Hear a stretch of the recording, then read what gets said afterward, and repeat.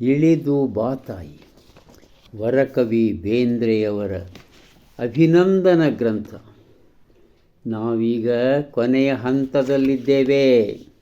ಕೊನೆಯ 2 ಬರಹಗಳು.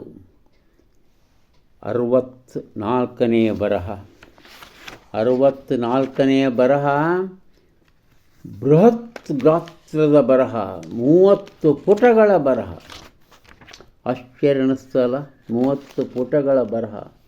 ಏನಿರ್ಬೋದಿದು ಅಂಥೇಳಿ ನಾನು ಇದು ಒಂದೇ ಸರಿ ಇಳಿದು ಬಾ ತಾಯಿ ಗ್ರಂಥವನ್ನು ಹಿಡಿದಾಗ ಗಾಬರಿಯಾಗಿದ್ದೆ, ಬೆರಗುಗೊಂಡಿದ್ದೆ. ಇದು ಕಾವ್ಯಾಭ್ಯಾಸಕ್ಕೆ ಕಂಪ್ಯೂಟರ್ ಸಹಾಯ. ನನಗೆ ಆಶ್ಚರ್ಯ ಅನ್ನಿಸ್ತಾ ಇದೆ ಇವತ್ತಿಗೂ. 1974-75 ಟೈಮು ನಮಗೆ ಯಾರಿಗೂ ಕಂಪ್ಯೂಟ್ರ್ ಅಂದರೆ ಏನು ಗೊತ್ತಿರಲಿಲ್ಲ.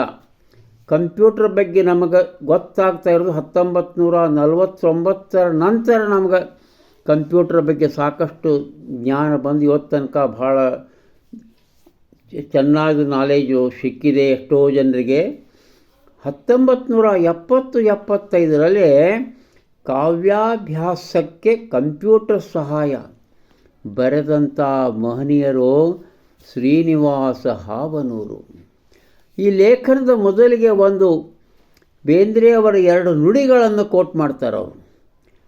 ಬರುವ ಸೃಷ್ಟಿಯ ಬೇಳೆಯೊಡೆದಿದೆ, ಶಬ್ದವಾಗಿದೆ, ಶಬ್ದ ಕೇಳಣ್ಣ. ಆಶ್ಚರ್ಯ ಅಂದ್ರೆ ಇದು 30 ಪುಟಗಳಲ್ಲಿ ಏನು ಬರೆದಿರಬಹುದು ಅವರು ಅಂತ ನನಗೆ ನಿಜವಾಗಲೂ ಆಶ್ಚರ್ಯ. ಯಾಕಂದ್ರೆ ಶ್ರೀನಿವಾಸ ಹಾವನೂರು ಅವರ ಲೇಖನಗಳು ಕಸ್ತೂರಿಯಲ್ಲಿ, ನಾನು ಪ್ರತಿ ಸರಿ ಕಸ್ತೂರಿಯಲ್ಲಿ ಬಂದಾಗ ಅವರ ಲೇಖನಗಳನ್ನು ಓದೋದನ್ನು ನಾನು ಒಂದು ನಿಯಮ ಮಾಡಿಕೊಂಡಿದ್ದೆ. ಕಸ್ತೂರಿಯೊಳಗೆ ಬಹಳಷ್ಟು ಲೇಖನಗಳು ಬರ್ತಾಯಿದ್ವು, ಅವರು ಎಂದೂ ತಪ್ಪಿಸ್ತಿದ್ದಿಲ್ಲ. ಆಮೇಲೆ ಅವ್ರ ಬಗ್ಗೆ ತಿಳ್ಕೋಬೇಕು ಅಂತ ಸ್ವಲ್ಪ ತಿಳ್ಕೊಂಡಿದ್ದೆ. ಕೊನೆಗೆ ಹೇಳ್ತೇನೆ ಯಾವ ರೀತಿ ಒಂದು ಸಾರಿ ಅವರ ಸಂಪರ್ಕ ನನಗೆ ಬಂದಿತ್ತು ಅಂಥೇಳಿ. ಇರಲಿ, ಈಗ ನೋಡಿ ನಾನು ಈ ಲೇಖನ ಬರೀಬೇಕಾದ್ರೆ ಏನು ಕಾರಣ, ಹೆಂಗೆ ಕಾರಣ, ಯಾವ ರೀತಿ ಬರೆದ್ರು ಅವರು ಅಂತ ಅನ್ನೋದನ್ನು ಹೇಳಬೇಕಂತ ಅವರ ಜೀವನವನ್ನು ಸ್ವಲ್ಪ ಮಟ್ಟಿಗೆ ನೋಡೋಣ.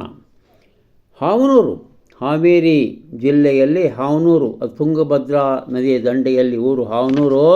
ಅಲ್ಲಿ ಜನಿಸ್ತಾರೆ 1927. ಆಮೇಲೆ ಮಾಧ್ಯಮಿಕ ಪ್ರಾಥಮಿಕ ಶಿಕ್ಷಣ ಹಾವೇರಿಯಲ್ಲೇ ಆಗ್ತದೆ. ಬಹಳ ಕಡು ಬಡತನ, ವಾರಾನ್ನ ಒಂದು ರೀತಿಯಿಂದ ಭಿಕ್ಷಾನ್ನ ಮಾಡ್ತಾರೆ. ಧಾರವಾಡಕ್ಕೆ ಬರ್ತಾರೆ.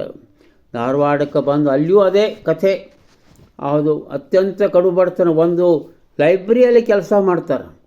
ಆ ಲೈಬ್ರರಿಯಲ್ಲಿ ಅವ್ರ ಮ್ಯಾನೇಜ್ ಏನು ಮಾಡಬೇಕು, ನನಗೆ ಒಂದು ಏನಾದರೂ ಕೆಲಸ ಕೊಡಿ ಅಂತ ಕೇಳಿ ಅವ್ರು ಹೇಳ್ತಾರೆ, ಪ್ರತಿ ಪುಸ್ತಕದ ತೆಗಿ, ಸ್ವಚ್ಛ ಮಾಡು, ಧೂಳ ಒರೆಸು, ಇಡು ಅಂತ ಹೇಳ್ತಾರೆ. ಅದನ್ನು ಮಾಡಿಬಿಡ್ತಾರೆ. ಅದರಿಂದ ಹಣ ಗಳಿಸ್ತಾರೆ. ಆವಾಗ ಬರೇ ಆ ಕೆಲಸ ಅಲ್ಲ, ಆ ಪುಸ್ತಕಗಳ ಮೇಲೆ ಅವರ ಪ್ರೀತಿ ಏನು ಹುಡ್ತದಲ್ಲ, ಅವರ ಜೀವನದ ಉಸಿರಿನ ಕೊನೆಯ ತನಕ ಪುಸ್ತಕದ ಪ್ರೀತಿ ಅವರಲ್ಲಿತ್ತು ಅಂತ. ಅವ್ರೇನಪ್ಪ, ಆಮೇಲೆ ಒಮ್ಮೆ ಧಾರವಾಡಕ್ಕೆ ಇದ್ದಾಗ ರಂಶ್ರೀ ಮುಗುಳಿ ಅವರು ಒಂದು ಭಾಷಣ ಕೇಳ್ತಾರೆ. ಆವಾಗ ಅಲ್ಲೇ ಗ್ರ್ಯಾಜುಯೇಷನ್ ಮಾಡ್ತಾ ಇರ್ತಾರೆ. ಆವಾಗ ಸೀದಾ ಅವ್ರು ಸಾಂಗ್ಲಿಗೆ ಹೋಗ್ಬಿಡ್ತಾರೆ. ಸಾಂಗ್ಲಿಗೆ ಹೋಗಿ ಅವರಿಗೆ ಸಾಷ್ಟಾಂಗ ನಮಸ್ಕಾರ ಮಾಡ್ತಾರೆ ರಂಶ್ರೀ ಮುಗುಳಿ ಅವರಿಗೆ. ನೋಡಿ, ನೀವು ನನ್ನ ಕಾಪಾಡಬೇಕು, ನನ್ನ ಕಲಿಸ್ಬೇಕು, ನನಗೇನಾರ ಮಾಡಬೇಕು. ನನ್ನ ಹತ್ರ ಇಷ್ಟು ರೊಕ್ಕವ, ಎಷ್ಟಪ್ಪ, 196 ರೂಪಾಯಿ ಗಳಿಸಿಟ್ಟಿರ್ತಾರೆ. ಅದನ್ನು ಅವ್ರ ಕೈಯಾಗ ಅರ್ಪಣೆ ಮಾಡಿಬಿಡ್ತಾರೆ. ಮುಂದೆ ಶ್ರೀ ರಂಶ್ರೀ ಮುಗುಳಿ ಅವರು ಅವರನ್ನು ಸಲಹೆ, ಅವರಿಗೆ ಮಾರ್ಗದರ್ಶನ ಮಾಡಿ ಅವ್ರು ಮಾಡಿದಾಗ ಮುಂದೆ ಅವರು ಸರ್ಕಾರದ ನೌಕರಿ ಸಿಗ್ತದೆ. ಆವಾಗಿನ ಕಾಲಕ್ಕೆ, ಹಳೆ ಕಾಲಕ್ಕೆ ಒಂದು ಸೇಲ್ ಟ್ಯಾಕ್ಸ್ನೊಳಗೆ ನೌಕರಿ ಸಿಗ್ತದೆ. ಹಂಗಿದ್ದಾಗಲೂ ಸಹ ಅವ್ರು ಏನು ಮಾಡಿಬಿಡ್ತಾರಂತಂದ್ರೆ ಶಿಕ್ಷಣ ಮುಂದುವರಿಸ್ತಾರೆ. ಅವರು ಗ್ರಂಥಶಾಸ್ತ್ರದಲ್ಲಿ ಪದವಿ ಪಡಿತಾರೆ, MA ಪದವಿ ಪಡಿತಾರೆ ಕನ್ನಡದಲ್ಲೇ. ಅವ್ರು ಪಡೆದು ಅವರು ಮುಂಬೈಗೆ ಹೋಗ್ತಾರೆ. ಮುಂಬೈಗೆ ಹೋದಾಗ ಆ ಗ್ರಂಥಶಾಸ್ತ್ರದಲ್ಲಿ ಪದವಿಯ ಸಲುವಾಗಿ ಅವರಿಗೆ ಆ ದೊಡ್ಡ ನಮ್ಮ ಭಾರತದ ಒಂದು ಮಹಾನ್ ಇನ್ಸ್ಟಿಟ್ಯೂಟ್ ಯಾವುದಪ್ಪ ಅದು, Tata institute of fundamental research. ಅಲ್ಲೇ ಏನಾಗ್ತದೆ, ಅವ್ರಿಗೆ ಗ್ರಂಥಪಾಲಕ ಹುದ್ದೆ ಸಿಗ್ತದೆ. Tata institute of fundamental research ಅಲ್ಲಿ ಅವ್ರು ಭಾಳ ವರ್ಷ ಸರ್ವಿಸ್ ಮಾಡಿದ್ದಾರೆ, ನೌಕರಿ ಸರ್ವಿಸ್ ಮಾಡಿದ್ದಾರೆ. ಆ ಸಂದರ್ಭದಲ್ಲಿ 1970ರ ದಶಕದಲ್ಲೇ ಅಲ್ಲಿ ಮೇನ್ ಫ್ರೇಮ್ ಕಂಪ್ಯೂಟರ್ಸ್ಗಳಿರ್ತಾವೆ. ದೊಡ್ಡ ಮೇನ್ ಫ್ರೇಮ್ ಕಂಪ್ಯೂಟರ್ಸ್ದಲ್ಲಿ ಏನಿತ್ತಲ್ಲ, ಈಗಿನ ಡೆಸ್ಕ್ಟಾಪು ಅದು ಇದು ಸಣ್ಣವಲ್ಲ, ಅದರಲ್ಲಿ ಅವರೇನು ಮಾಡ್ತಾರೆ, ಫಸ್ಟ್ ಟೈಮು ಆವಾಗಲೇ ಸಾಕಷ್ಟು ಅಧ್ಯಯನ ಮಾಡ್ಕೊಂಡಿರ್ತಾರೆ ಅವರು. ವೆಸ್ಟರ್ನ್ ಸೈನ್ಸ್ ಪಾಶ್ಚಿಮಾತ್ಯ ಸಾಹಿತ್ಯ, ನಮ್ಮ ಕನ್ನಡ ಸಾಹಿತ್ಯ ಎಲ್ಲ ಮಾಡ್ಕೊಂಡಿರ್ತಾರೆ. ಆಮೇಲೆ PhD ಮಾಡ್ತಾರೆ ಅವರು. ಕನ್ನಡ ಸಾಹಿತ್ಯದಲ್ಲಿ ಒಂದು PhD ಮಾಡ್ತಾರೆ. ಆ PhD ಮಾಡಿದಂಥ ಆ ಅದ್ಭುತ ಗ್ರಂಥ ಅವ್ರದ್ದೊಂದು ಸಂಶೋಧನಾ ಸಾಹಿತಿ. ಆ ಅದ್ಭುತ ಗ್ರಂಥ ಅವ್ರದ್ದು PhD ಮಾಡಿದ್ದು, ಅದರ ಹೆಸರು ಹೊಸಗನ್ನಡದ ಅರುಣೋದಯ ಅಂಥೇಳಿ. ಕನ್ನಡ ಅಲ್ಲೇ ಉಳಿದಿಲ್ಲ, ಹೊಂಟದ ಅರುಣೋದಯ, ಹೊಸಗನ್ನಡದ ಅರುಣೋದಯ ಅಂಥೇಳಿ ಅದ್ಭುತವಾದ ಅವ್ರ PhD ಪ್ರಬಂಧ ಗ್ರಂಥ 5-6 ಸರಿ ಮರುಮುದ್ರಣವನ್ನು ಕಂಡಿದೆ. ಸಾಕಷ್ಟು ಸಾಹಿತಿಗಳಿಗೆ ಒಂದು ಆಕರ ಗ್ರಂಥ. ಹೊಸಗನ್ನಡದ ಅರುಣೋದಯ ಸಂಶೋಧನಾ ಅವ್ರ ಪ್ರವೃತ್ತಿ. ಪ್ರತಿ ಪುಸ್ತಕಗಳನ್ನು ಹುಡುಕೋದು, ನೋಡೋದು, ಅದು ನೋಡಿ ಬರೆಯೋದು, ಲೇಖನಗಳನ್ನು ಬರೆಯೋದು, ಭಾಷಣ ಮಾಡೋದು, ಇವೆಲ್ಲ ಅವರ ವೃತ್ತಿಗಳಾಗಿ ಬಿಡ್ತಾವೆ. ಈ TF-IRದಲ್ಲಿದ್ದಾಗ, ಟಾಟಾ ಇನ್ಸ್ಟಿಟ್ಯೂಟ್ ಆಫ್ ಫಂಡಮೆಂಟಲ್ ರಿಸರ್ಚ್ನಾಗಿದ್ದಾಗ ಅವ್ರಿಗೊಂದು ಅದ್ಭುತವಾದಂಥ ಅಧ್ಯಯನ ಏನು ಮಾಡ್ತಾರಂತಂದರೆ, ಈ ಹೇಳಿದಲ್ಲ ಕಾವ್ಯದ ಅಭ್ಯಾಸಕ್ಕೆ ಕಂಪ್ಯೂಟರ್ ಸಹಾಯ ಹೆಂಗೆ ಮಾಡ್ಬೋದು. ಆವಾಗ ಅವರು ಪಾಶ್ಚಿಮಾತ್ಯ ಸಾಹಿತ್ಯಗಳ ಅವರ ಬಗ್ಗೆ ನೋಡ್ತಾರೆ. ಎಷ್ಟು ಆಶ್ಚರ್ಯ ಅನ್ನಿಸ್ತದೆ ಅಂತಂದ್ರೆ, ಎಂಥವ್ರಿ ಆವಾಗ ಅವ್ರ ಬಗ್ಗೆ ಅದು ಅಲ್ಲೊಂದು ತಮ್ಮ ಜೀವನವನ್ನೇ ಸಮರ್ಪಣೆ ಮಾಡಿ ಇದನ್ನು ಮಾಡಿದ್ದಾರೆ ಅವರು, ಅಧ್ಯಯನ ಮಾಡಿದ್ದಾರೆ ಅವರು.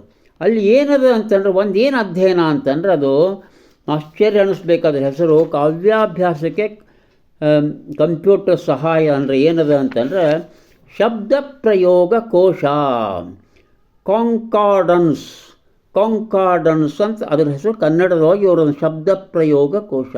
ಯಾವ ರೀತಿ ಕವಿ ತನ್ನ ಅಂತರಂಗದಿಂದ ಆ ಶಬ್ದಗಳನ್ನು ಪ್ರಯೋಗಿಸಿದ್ದಾನೆ ಅನ್ನೋದು. ಅಂದರೆ ಒಂದು ಕವಿ ಒಂದು ಕವನದಲ್ಲಿ ಎಷ್ಟು ಹೇಗೆ ಮಾಡಿದ್ದಾನೆ, ಅಥವಾ ತನ್ನ ಸಮಗ್ರ ಕವನಗಳಲ್ಲಿ ಯಾವ ರೀತಿ ಮಾಡಿದ್ದಾನೆ ಅನ್ನುವಂಥದ್ರದ್ದು ಒಂದು ಕೋಶ, ಶಬ್ದ ಪ್ರಯೋಗ ಕೋಶವನ್ನು ತಯಾರು ಮಾಡಬೇಕು ಅಂತ ಹಂಬಲಿಕೆ ಬೇಕು. ಅದರ ಸಂಪೂರ್ಣವಾದ ಮಾಹಿತಿ, ವಿವರ ಈ ಲೇಖನದಲ್ಲಿದೆ. ಯಾವ ರೀತಿ ಆ ಪಾಶ್ಚಿಮಾತ್ಯ ವಿದ್ವಾಂಸರು ಮಾಡಿದರು, ಅವ್ರು ಎಷ್ಟು ಶ್ರಮ ತಗೊಂಡ್ರು, ವರ್ಷಗಟ್ಟಲೆ. ಅವಾಗ ಕಂಪ್ಯೂಟರ್ ಇರಲಿಲ್ಲ, ಕೈಲೇ ಬರೆದು ಅವರು ತಗೊಂಡ್ರು, ಅದ್ಭುತವಾಗಿ ಮಾಡಿದ್ರಲ್ಲ. ಅದನ್ನೆಲ್ಲ ಇಲ್ಲಿ ಮಾಡಿದ್ದಾರೆ. ಶಬ್ದ ಪ್ರಯೋಗ ಕೋಶ, ಕಾಂಕಾರ್ಡನ್ಸ್ ಅಂತಂತಾರೆ ಇಂಗ್ಲೀಷ್ನಲ್ಲಿ, ಒಂದೇ ಶಬ್ದ. ಹಿಂದಿನ ಕಾಲಕ್ಕೆ ಸಂಸ್ಕೃತ ವಿದ್ವಾಂಸ ಬ್ರೂಮ್ಫೀಲ್ಡ್ ವೇದಗಳ ಬಗ್ಗೆ ಮಾಡಿದ್ದಂತೆ. 60 ವರ್ಷಗಳಿಂದ ವೇದಗಳ ಬಗ್ಗೆ ಅದು ಇವ್ರಿಗೆ ಗೊತ್ತದೆ, ಇವ್ರು ಕಂಡು ಹಿಡಿದಾರೆ. ಆಮೇಲೆ ಅದರಂತೆ ಇವರು ನಮ್ಮ ಯಾರವರು, ನಮ್ಮ ಶೇಕ್ಸ್ಪಿಯರ್, ಬೈರನ್, ಇವ್ರೆಲ್ಲರೂ ಅಂಥವು ಕನ್ನಡದಲ್ಲಿ ಒಬ್ಬರು ಮಾತ್ರ ಒಂದು ಸ್ವಲ್ಪ ವಿವಿಧ ರೀತಿಯಲ್ಲಿ ಮಾಡಿದ್ದಾರೆ. ಅವರು ಯಾರು ಅಂದ್ರೆ ನಮ್ಮ ಶ್ರೀ S.R. ಗುಂಜಾಳರವರು. S.R. ಗುಂಜಾಳರವರು ಏನು ಮಾಡಿದ್ದಾರೆ ಅಂದರೆ, ಅವ್ರದ್ದು ಒಂದು ಅದೇ ಮಾದರಿಯ ಬಸವಣ್ಣನವರ ವಚನ ಪದ ಪ್ರಯೋಗ ಕೋಶ. ಅದ್ಭುತ. ಅವರು ಗ್ರಂಥಪಾಲಕರಾಗಿದ್ದರು, ಅವ್ರಿಗೂ ಗೊತ್ತಿತ್ತಿದ್ರ ಮಹತ್ವ. ಅದಕ್ಕೆ ಅವರು ಬಸವಣ್ಣವರ ವಚನ ಪದ ಪ್ರಯೋಗ ಕೋಶ ಮಾಡಿದ್ದಾರೆ. 1973ರಲ್ಲಿ ಅದು ಪ್ರಕಟ ಆಗ್ಯದ. ಇದನ್ನು ಮಾಡಲಿಕ್ಕೆ ಅವರು ಸಾಕಷ್ಟು ವರ್ಷಗಳನ್ನು ತೆಗೆದುಕೊಂಡಾರೆ. 959 ಬಸವಣ್ಣವರ ವಚನಗಳಲ್ಲಿ ಆ ಶಬ್ದಗಳ ಪಟ್ಟಿಕೆಗಳನ್ನು ಸಿದ್ಧಪಡಿಸಲು ಗುಂಜಾಳ್ ಅವರಿಗೆ 7 ವರ್ಷ ಟೈಮ್ ಹಿಡಿತು. 7 ವರ್ಷ. ಆಮೇಲೆ ಮತ್ತೆ 7 ವರ್ಷ ಮತ್ತೆರಡು ವರ್ಷ ಅದನ್ನೆಲ್ಲ ಸರಿಯಾಗಿ ಜೋಡಿಸ್ಲಿಕ್ಕೆ ಮತ್ತೆ ನಾಳೆ ನೋಡುವ.